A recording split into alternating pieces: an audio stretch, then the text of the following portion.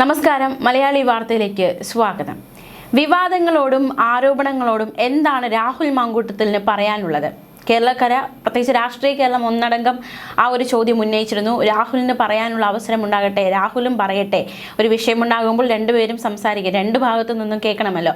അപ്പോൾ രാഹുലിന് എന്താണ് പറയാനുള്ളത് എന്ന ചോദ്യത്തിന് കഴിഞ്ഞ ദിവസം ഒരുപാട് കാര്യങ്ങൾ 24 ന്യൂസിന് നൽകിയ ഇൻ്റർവ്യൂവിലൂടെയാണ് ഒരുപാട് കാര്യങ്ങൾ രാഹുൽ പറയുകയുണ്ടായി. ആദ്യം തന്നെ രാഹുൽ നൽകിയ ഒരു വ്യക്തത വരുത്തിയത് എന്തുകൊണ്ട് വിവാദങ്ങളോട് നേരത്തെ തന്നെ പ്രതികരിച്ചില്ല. പ്രത്യേകിച്ച് ഒളിവിൽ പോകുന്നതിന് മുന്നേ തന്നെ ഈ വിവാദങ്ങളൊക്കെ വന്നപ്പോൾ രാഹുൽ ഇവിടെ ഉണ്ടായിരുന്നു, രാഹുലിന് പ്രതികരിക്കാമായിരുന്നു. പക്ഷെ രാഹുൽ സത്യം വിജയിക്കട്ടെ എന്ന് മാത്രമാണ് അന്ന് ഫേസ്ബുക്കിലൂടെയൊക്കെ പ്രതികരണം നടത്തിയത്. എന്തുകൊണ്ട് ഒരു വിശദമായ പ്രതികരണം രാഹുൽ നടത്തിയില്ല? രാഹുലിന് പിഴച്ചത് എവിടെയാണ് എന്ന ചോദ്യമാണ് അവതാരകന്റെ ഭാഗത്തു നിന്നും രാഹുലിനോട് ഉണ്ടായത്. രാഹുലിന്റെ മറുപടി എന്താണെന്ന് നോക്കാം. എന്തുകൊണ്ട് വിവാദങ്ങളോട് നേരത്തെ പ്രതികരിച്ചില്ല? താൻ കാത്തിരിക്കുകയായിരുന്നു സംസാരിക്കാനായി, അല്ലെങ്കിൽ ഈ കാര്യങ്ങളിലൊക്കെ ഒരു വ്യക്തത വരുത്താനായി, മറുപടി പറയാനായി താൻ കാത്തിരിക്കുകയായിരുന്നു എന്നാണ് രാഹുലിന്റെ മറുപടി. ഞാനായി തന്നെ വിഷയത്തിൽ സംസാരിച്ചു തുടങ്ങുന്നത് ശരിയല്ല. അപ്പുറത്ത് നിൽക്കുന്ന ആൾക്കാർ പറഞ്ഞതെല്ലാം വൈകാരികമായി കേട്ട ഒരു വ്യക്തിയാണ് താൻ. അവർ ആദ്യം പറയട്ടെ, അതായത് പരാതിക്കാർ ആദ്യം പറയട്ടെ എന്ന് തന്നെയാണ് താൻ കരുതിയത്. അവർ പറഞ്ഞത് വിശ്വസിക്കാനാണ് താൻ ആഗ്രഹിച്ചത്. അവർ പറഞ്ഞതിന് ശേഷം മാത്രമേ താൻ സംസാരിക്കുകയുള്ളൂ എന്ന് തീരുമാനിച്ചത് അതിന്റെ അടിസ്ഥാനത്തിലാണ്. അതുകൊണ്ടാണ് താൻ ഇത്രയും കാലം മൗനം പാലിച്ചത്. ഈ കേസുമായി ബന്ധപ്പെട്ട് തനിക്ക് ഒരിടത്തും പിഴച്ചിട്ടില്ല. പക്ഷേ തനിക്ക് എവിടെയെങ്കിലും പിഴച്ചിട്ടുണ്ടെങ്കിൽ അത് ഇവിടെയാണ്. താൻ അവർ സംസാരിക്കട്ടെ എന്ന് കരുതി മിണ്ടാതിരുന്നിടത്താണ് തനിക്ക് ചെറുതായി ഒന്ന് പിഴച്ചത്.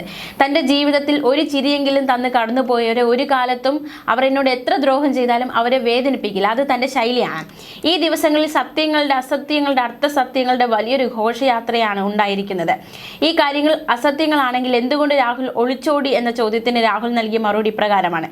ധാർമ്മികമായി ആരോപണങ്ങൾക്ക് മറുപടി പറയേണ്ട ഉത്തരവാദിത്തം രാഹുലിനുണ്ടായിരുന്നു, തനിക്കുണ്ടായിരുന്നു. പക്ഷേ ആ ധാർമ്മികതയ്ക്കുപരി വ്യക്തിപരമായ ബന്ധങ്ങൾക്ക് വലിയ മൂല്യം നൽകുന്ന വ്യക്തിയായിരുന്നു താൻ. വ്യക്തിപരമായിട്ട് ഒരുപാട് ബന്ധങ്ങളുള്ള ആളാണ്. അവരെ എന്നിൽ നിന്നും തെറ്റിപ്പോയാൽ അവരെപ്പറ്റി പറഞ്ഞു നടക്കുന്ന സ്വഭാവം എനിക്കില്ല. അതുകൊണ്ട് തന്നെ അവർ ആദ്യം പറയട്ടെ എന്നാണ് താൻ കരുതിയത്. എന്തുകൊണ്ട് ഓഗസ്റ്റിലെ ആരോപണങ്ങൾ പൊട്ടിപ്പുറപ്പെട്ടപ്പോൾ താൻ പ്രതികരിച്ചില്ല എന്നതിന് രാഹുലിന്റെ മറുപടി ഇപ്രകാരമാണ്. അന്ന് താൻ പ്രതികരിച്ചിരുന്നെങ്കിൽ ആ വിഷയങ്ങൾ അവിടെ കഴിയുമായിരുന്നു. പക്ഷെ താൻ എന്തുകൊണ്ട് അന്ന് പ്രതികരിച്ചില്ല എന്നതിന് എതിർവശത്ത് നിൽക്കുന്ന ആളുകൾ തന്നോട് പറഞ്ഞ ചില കാര്യങ്ങളുണ്ട്. അത് അങ്ങനെ തന്നെയാണ്, അതല്ല എന്ന് 100% തനിക്ക് ബോധ്യമുണ്ടെങ്കിൽ പോലും അവർ പറഞ്ഞ കാര്യങ്ങൾ അങ്ങനെ തന്നെയാണ്. അവർ പറഞ്ഞ കാര്യങ്ങൾ അത് അങ്ങനെയല്ല എന്ന് എനിക്ക് ബോധ്യമുണ്ടായിരുന്നു എങ്കിൽ പോലും ഞാൻ കരുതിയത് അവർ പറയട്ടെ എന്നായിരുന്നു. അവർക്ക് പറയാനുള്ളതെല്ലാം അവർ പറയട്ടെ. തനിക്കെതിരെ അവർ പറയുന്ന കാര്യങ്ങളെല്ലാം താൻ കേട്ടു. ഇനി അവർ പറഞ്ഞതിന് ശേഷം മാത്രം പ്രതികരിക്കാം. അവർ പറഞ്ഞ് തീർന്നിട്ട് അവരുടെ ആരോപണങ്ങളൊക്കെ ഉന്നയിച്ചതിന് ശേഷം താൻ പ്രതികരിക്കാം, താൻ പറഞ്ഞു തുടങ്ങാം എന്നായിരുന്നു തൻ്റെ ചിന്ത. അതുകൊണ്ടാണ് തുടക്കത്തിലൊന്നും താൻ പ്രതികരിക്കാതിരുന്നത്. തനിക്ക് വേണമെങ്കിൽ ആദ്യം തന്നെ നിയമ നടപടികളിലേക്ക് കടക്കാമായിരുന്നു. പക്ഷെ താനത് ചെയ്തില്ല. ഹൂ കെയേഴ്സ് എന്ന് താൻ പറഞ്ഞത് അതൊരിക്കലും അധികാരത്തിൻ്റെ ധാർഷ്ട്യത്തിൽ താൻ പറഞ്ഞതല്ല. ഒരിക്കലും അങ്ങനെയല്ല. അസത്യങ്ങളും അർത്ഥസത്യങ്ങളും മാത്രം അറിയാവുന്നത് കൊണ്ട് മാത്രമാണ് തനിക്ക് ഹൂ കെയേഴ്സ് എന്ന നിലപാട് പരാതിക്കാരികളോട് ഉണ്ട് എന്ന ചിന്തയിൽ ജനങ്ങൾ നിൽക്കുന്നത്. ഒരു വിഷയം ഉണ്ടാകുമ്പോൾ രണ്ട് വശവും കൂടി കേട്ടാൽ മാത്രമേ ആ വിഷയം പൂർണ്ണമാവുകയുള്ളൂ. ഒരു വശം മാത്രം കേട്ടുകൊണ്ട് നമുക്ക് വിഷയത്തിൻ്റെ പൂർണ്ണതയിലേക്ക് എത്താൻ സാധിക്കില്ല. രാഹുൽ മാങ്കൂട്ടത്തിൽ കേവലം ഒരു വ്യക്തിയല്ല, പാലക്കാട് ജനപ്രതിനിധിയാണ്. അത് തനിക്ക് ബോധ്യമുള്ള കാര്യമാണ്. ആ ജനങ്ങളോട് എനിക്ക് ഉത്തരവാദിത്തം ഉണ്ട്. ആ ഉത്തരവാദിത്വത്തോട് നിന്നുകൊണ്ട് തന്നെ ഞാൻ അന്നും ഇന്നും പറയുന്ന ഒരേ ഒരു കാര്യം, ഞാൻ ഈ രാജ്യത്തെ ഏതെങ്കിലും നിയമത്തിന് വിരുദ്ധമായ കാര്യങ്ങൾ ചെയ്തിട്ടില്ല എന്ന് തന്നെയാണ്.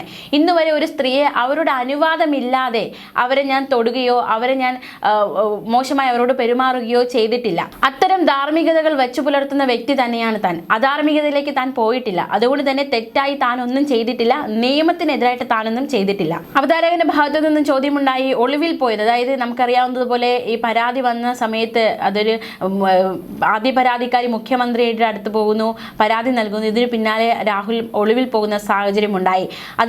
അത് ശരിയായിരുന്നോ എന്ന ചോദ്യത്തിന് രാഹുൽ നൽകിയ മറുപടി ഇപ്രകാരമാണ്. ഈ സർക്കാരിന്റെ കാലത്ത് ഏറ്റവും കൂടുതൽ അധികം ജയിലിൽ കിടന്നിട്ടുള്ള ഒരാളാണ് താൻ. തന്നേക്കാൾ കൂടുതൽ ജയിലിൽ കിടന്നിട്ടുള്ള, അതായത് ഈ അധികാരത്തിൽ ഇരിക്കുന്നവരിൽ തന്നേക്കാൾ കൂടുതൽ ജയിലിൽ കിടന്നിട്ടുള്ള ഒരു വ്യക്തി ഉണ്ടാകില്ല.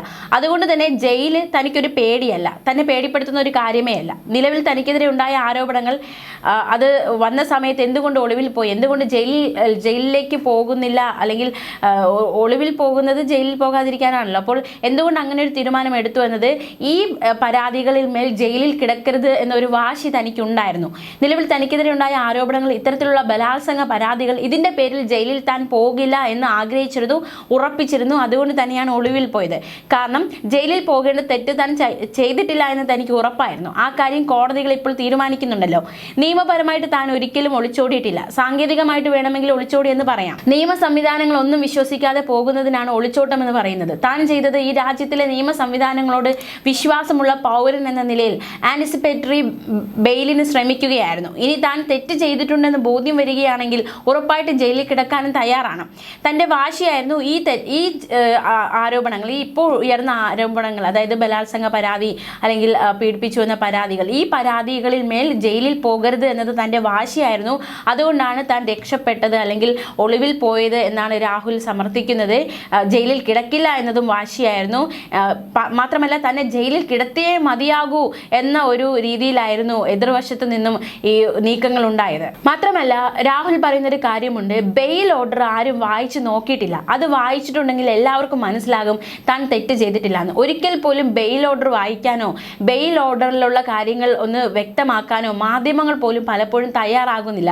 ബെയിൽ ഓർഡറിൽ വ്യക്തമായിട്ട് പറയുന്നുണ്ട് താൻ തെറ്റുകാരനല്ല എന്ന്. പക്ഷെ ആരും അതിന് പ്രാധാന്യം നൽകുന്നില്ല എന്നും രാഹുൽ മാങ്കൂട്ടത്തിൽ ആരോപിച്ചു.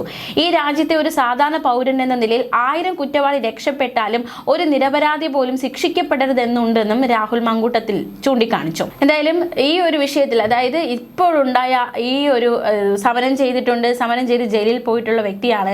പക്ഷെ ഇപ്പോൾ ഉണ്ടായ ആരോപണങ്ങൾ മേൽ താൻ തെറ്റുകാരനല്ല, അതുകൊണ്ട് അതിൽ ജയിലിൽ കിടക്കരുതെന്ന വാശി തനിക്ക് ഉണ്ടായിരുന്നു എന്നാണ് രാഹുൽ മാങ്കൂട്ടത്തിൽ പറഞ്ഞു വയ്ക്കുന്നത്. തനിക്ക് പറയാനുള്ള കാര്യങ്ങളെല്ലാം രാഹുൽ കഴിഞ്ഞ ദിവസം പറയുകയുണ്ടായി. അതേസമയം 24 ന്യൂസ് ചാനൽ മാധ്യമപ്രവർത്തകൻ ഹാഷ്മി താജ് ഇബ്രാഹിം നടത്തിയ അഭിമുഖത്തെ ചൊല്ലി വിമർശനം ഉയരുന്നതിനിടെ ഹാഷ്മിയോട് ചില ചോദ്യങ്ങളുമായി മാധ്യമപ്രവർത്തക ലക്ഷ്മി പത്മ രംഗത്ത് വന്നു. രാഹുലിനെ പോലൊരു വേട്ടക്കാരനെ അഭിമുഖം ചെയ്യും മുൻപ് എന്തുകൊണ്ട് മിനിമം ഒരു ഹോംവർക്ക് പോലും ചെയ്യാൻ ഹാഷ്മി തയ്യാറായില്ല എന്നായിരുന്നു ലക്ഷ്മി പത്മയുടെ ചോദ്യം. ഹാഷ്മി താജ് ഇബ്രാഹിം ചോദിക്കാതെ പോയ ചില ചോദ്യങ്ങളും ലക്ഷ്മി പത്മ പങ്കുവച്ചിട്ടുണ്ട്. ആ ചോദ്യങ്ങൾ ഇതാണ്. ഒന്നാമത്തെ ചോദ്യം, മൂന്നാമത്തെ പരാതിക്കാരിൽ നിന്ന് സാമ്പത്തികവും സമ്മാനങ്ങളും സ്വീകരിച്ചില്ല എങ്കിൽ അവർ നടത്തിയിരിക്കുന്ന ബാങ്ക് ട്രാൻസ്ഫറുകളും ഓൺലൈൻ പർച്ചേസുകളും കൊറിയർ ഡീറ്റെയിലുകളും എങ്ങനെയാണ് രാഹുൽ മാങ്കൂട്ടത്തിന്റെ പേരിലേക്ക് ആകുന്നത്? കോടതി സമക്ഷമുള്ള തെളിവുകൾ ആണ് താൻ ഇവിടെ പോസ്റ്റ് ചെയ്യുന്നത്. അതിജീവിതകൾക്കെതിരെ ദുർബലവാദമുഖങ്ങൾ ഉയർത്താൻ ഒരു മടിയും കാണിക്കാത്ത രാഹുൽ എന്തുകൊണ്ടാണ് ഗർഭചിത്രം അടക്കമുള്ള ഗുരുതര പരാതികളെക്കുറിച്ച് മിണ്ടാത്തത്? തനിക്ക് ഉത്തരമില്ലാത്ത കാര്യങ്ങൾ വരുമ്പോൾ അവയെല്ലാം കോടതിയുടെ പരിഗണനയിലല്ല എന്ന് ഉരുളുന്ന രാഹുൽ കോടതിയുടെ പരിഗണനയിൽ തെളിവുകളായിരിക്കുന്ന ചാറ്റുകളെ പറ്റി തെറ്റിദ്ധാരണജനകമായ കാര്യങ്ങൾ പറയുന്നത് എങ്ങനെ? പാലക്കാടുകാരി അല്ലാത്ത മൂന്നാം പരാതിക്കാരി എന്തിന് രാഹുൽ ഫ്ലാറ്റ് വാങ്ങലുമായി ബന്ധപ്പെട്ട കാര്യങ്ങൾ ബിൽടെക് ഗ്രൂപ്പുമായി സംസാരിക്കാൻ ചുമതലപ്പെടുത്തണം?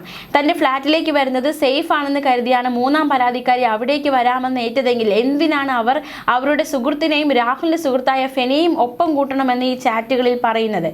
കോടതിയിൽ തെളിവായിരിക്കുന്ന ചാറ്റിന്റെ സ്ക്രീൻഷോട്ട് ഉൾപ്പെടെ പങ്കുവച്ചുകൊണ്ടാണ് ലക്ഷ്മി പത്മ ഈ ചോദ്യങ്ങൾ ചോദിച്ചിരിക്കുന്നത്. പരാതിപ്പെട്ട 3 പേരുമായി ഉഭയകക്ഷി സമ്മതപ്രകാരമാണ് ബന്ധമെന്ന് രാഹുൽ പറയുമ്പോഴും ഒരു രാഷ്ട്രീയ നേതാവിന് ഒരേ സമയം അതെങ്ങനെ സാധ്യമാകുമെന്ന ധാർമ്മികമായ ചോദ്യം. ഈ കേസുകൾ നേരാവണ്ണം പഠിച്ചെങ്കിൽ ഹാഷ്മിക്ക് അത് ചോദിക്കാമായിരുന്നു, അതിനാകുമായിരുന്നു എന്നാണ് ലക്ഷ്മി പത്മയുടെ വിമർശനം. അത്യന്തം നിഷ്ഠൂരമായ ലൈംഗികാതിക്രമങ്ങൾ മാധ്യമ മേഖലയിൽ തന്നെയുള്ള മറ്റു സ്ത്രീകൾക്കെതിരെ ഉണ്ടായി എന്ന് അറിഞ്ഞിട്ടും അവയിലേക്കൊന്നും പരോക്ഷമായൊരു ചോദ്യമുന പോലും ഹാഷ്മിയുടെ ഭാഗത്തുനിന്ന് ഉണ്ടാകാത്തത് എന്തുകൊണ്ടാണ്? അതിജീവിതകൾ, പരാതിയുമായി എത്തിയവരും അല്ലാത്തവരും, സൈബർ ഇടങ്ങളിലും അല്ലാതെയും നേരിടുന്ന ആക്രമണങ്ങൾ നേരിട്ടറിയാവുന്ന ഹാഷ്മി, അവരൊക്കെ മരണക്കയത്തിലേക്ക് പോകാതെ പിടിച്ചു നിൽക്കുന്നതിൻ്റെ അധ്വാനം കുറേയൊക്കെ മനസ്സിലാക്കിയ ഹാഷ്മി അവരുടെ എല്ലാം ചങ്ക് തകരുമെന്ന് നല്ല ഉറപ്പുണ്ടായിട്ടും ഇങ്ങനെ ഒരു വേട്ടക്കാരന് സ്പേസ് ഒരുക്കും മുമ്പ് മിനിമം ഹോംവർക്ക് ചെയ്യണമായിരുന്നുവെന്നും ലക്ഷ്മി പത്മ വിമർശിച്ചു. ശ്വാസമെടുക്കാതെ നിങ്ങൾ നടത്തുന്ന ധാർമ്മിക പ്രസംഗങ്ങളിൽ കുറച്ചെങ്കിലും ആത്മാർത്ഥതയുണ്ടെങ്കിൽ മുറിവേറ്റ ഈ മനുഷ്യരെ കൂടി ഒന്ന് കേൾക്കണമായിരുന്നുവെന്നും ലക്ഷ്മി പത്മ കുറിച്ചു. ന്യൂസ് ഡെസ്ക് മലയാളി വാർത്ത.